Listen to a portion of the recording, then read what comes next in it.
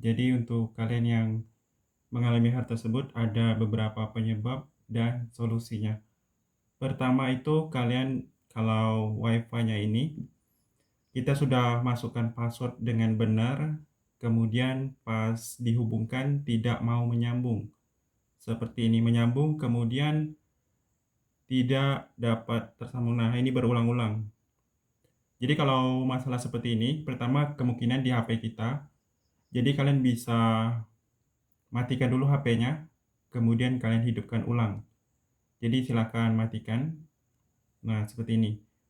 Dimatikan dulu. Setelah dimatikan, coba kalian hubungkan kembali. Kemudian penyebab lain kalau di laptop itu kita harus lupakan dulu yang namanya WiFi-nya seperti ini.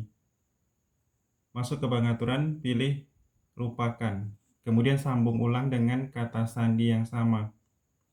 Atau penyebab lain itu routernya sudah ubah sandi ataupun sudah diganti nama sama sandinya. Jadi kalian harus cek.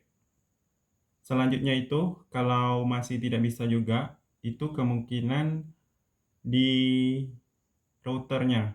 Jadi bagi kalian yang punya router WiFi di rumahnya sendiri, kalian matikan dulu routernya atau restart dulu. Kemudian kalian hidupkan ulang dan coba hubungkan apakah bisa atau tidak.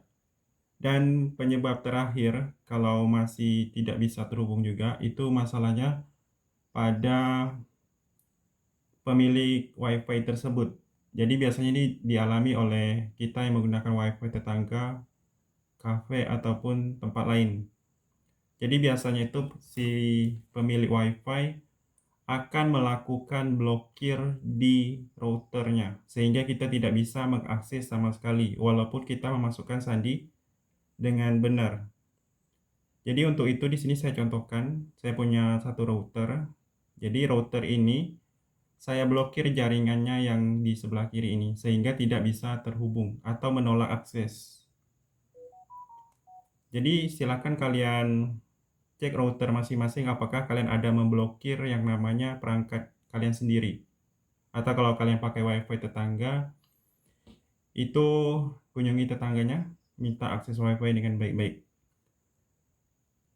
Nah, seperti ini saya buka blokirnya di sini.